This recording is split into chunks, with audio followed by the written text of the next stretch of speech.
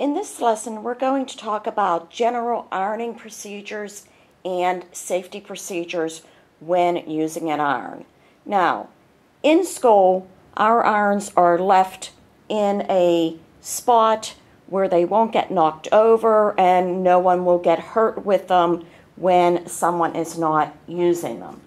So, the irons are either located on the counters or the desk closest to the ironing boards.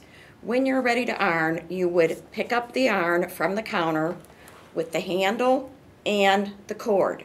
Please be careful that you do not turn it upside down, because if you do, the water will come out of this hole because there is water in it to help you iron a little bit better and to add a little bit of steam.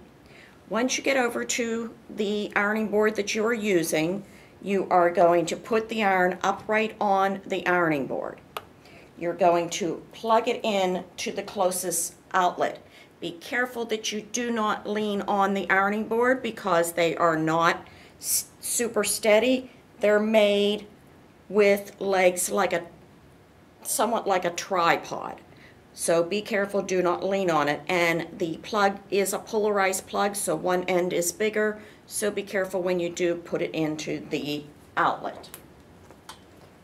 Now, once you have it in the outlet,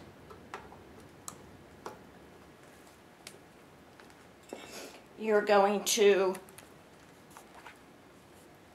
turn it on, okay, right here. Now, if you notice there is not enough water in the iron, there is a little cup over by the sink. You fill it up with water, you tilt the iron like this, and you just pour it in to the opening. Be careful you do not fill it past the max level, because if so, it will overflow, water will leak everywhere. Now, all irons are a little bit different with their settings. So some have the settings down here, some have them up here. You do need to look to see where the setting to turn it on is and read the directions of the manual. Most of ours, okay, will be indicated, and for this iron, for a cotton setting, you're going to turn it to number 4. So when you turn it to number 4, this does not have an indicator light. You just wait about 30 seconds until the iron is hot enough to begin ironing. You never, never, never leave an iron unattended, so do not walk away from it. And make sure you leave it in the upright position like this. It never stays down like this unless you're in the process of ironing. All right, now we're going to take just this little seam and iron it open, okay? Now again, I'm left-handed, so I'm using the iron with my left hand. If you're right-handed, you might want to stand on the other side of the ironing board and use your right hand.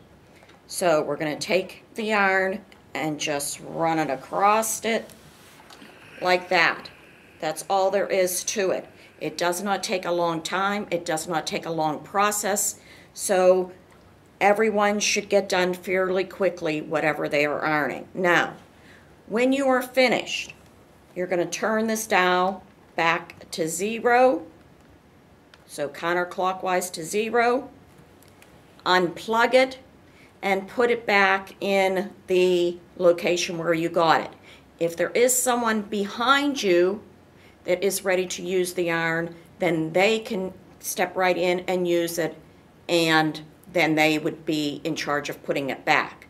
Couple safety procedures, okay? First of all, since there are a lot of people in here, you are not to crowd over the people as they are ironing. You should stand 2 to 3 feet back until it is your turn. Also, do not reach around the iron. You will get a burn right here. Do not touch it to see if it is hot enough. It is, let me tell you, it is very hot. You will get a burn. The only thing I will be able to do is send you to the nurse to let her check out your burn. So when you are ironing your project, please be very careful.